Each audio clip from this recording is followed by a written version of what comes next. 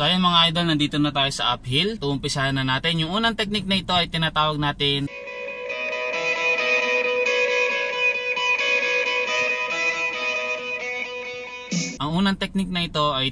nila na ninja technique. Kasi mabilis to, in a split second dapat magawa mo siya. So sa technique na ito, hindi tayo gagamit ng handbrake. Although meron siyang kasamang half clutch principle, mas dun tayo sa pagtitimpla. So ganito yung step by step nun. Habang naka-clutch ka tapos naka-brake ka, bigla kang pupunta sa gas. At the same time, pagpunta mo sa gas, itataas mo yung clutch mo. Pagsasabayin mo sila. Ngayon, masusunog ang clutch mo kapag sobrang taas ng apak mo sa gas, tapos nag-half clutch ka o nagtitimpla ka sa clutch. Dapat hindi sobrang diin ang apak mo sa gas. Around 3,000 RPM lang ang pinakamaganda. 3,000 to 3,500. More than doon, masyadong malakas na yung friction nun sa clutch natin. Kaya pwedeng mangamoy sunog. So iiwasan natin yung sobrang diin na gas. Okay, so in a split second gagawin natin to. O tingnan nyo na lang yung sa pedals. Okay, so ganito yung mga idol. Clutch, first gear. Okay, let's say umabante yung sa harapan natin na sasakyan, so dapat abante rin tayo. In a split second gagawin natin siya, or in a second.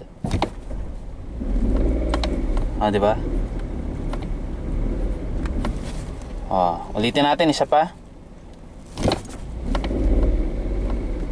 Okay, so kapag hindi sakto yung iyong timpla, maaaring umatras talaga ng kaunti yung iyong sasakyan. Pero ang sekreto dito sa technique na ito, wag mong basta-basta bibitawan yung clutch. Actually yung gas pwede mong pitik-pitikin pa, so pwede mo siyang bitawan kasi pag pinipitik mo, itataas mo yung iyong gas.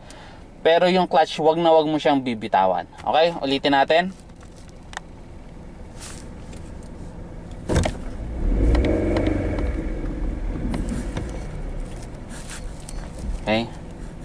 Okay, isa pa ulit. Tingnan nyo mabuti.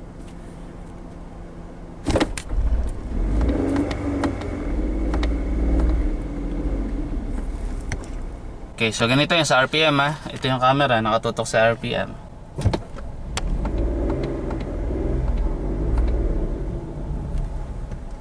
Okay, so ganon. Isa pa ha.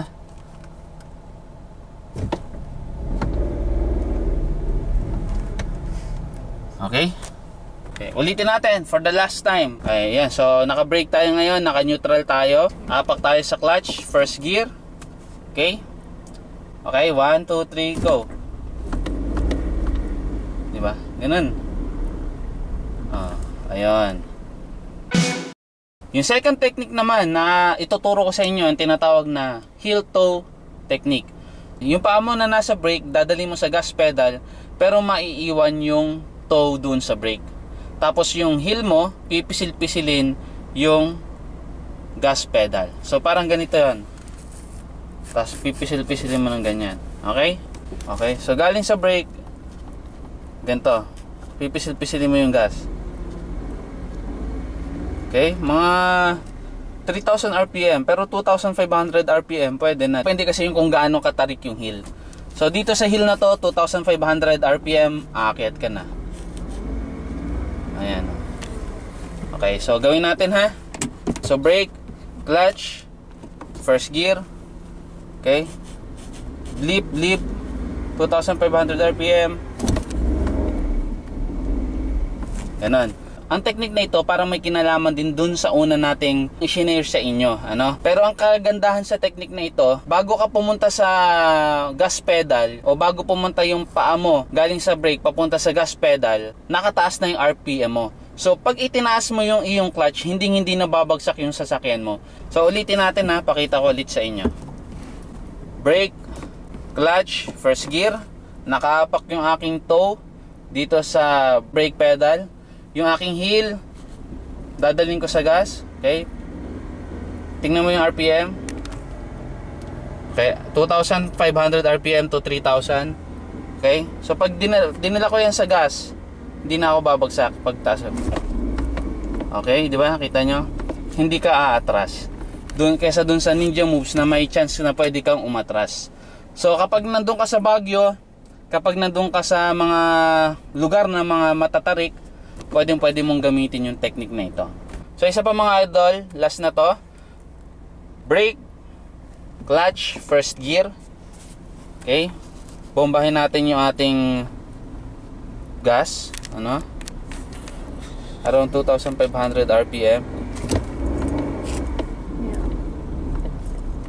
So ayun mga idol, sana natuto kayo sa aking video na ito. At bago ko tapusin ng video ko na ito, gusto ko magpasalamat sa lahat ng aking subscribers, sa lahat ng aking viewers. At dahil tayo nakaabot na ng 10,000 subscribers ngayon, ang aking shoutout for today ay 3.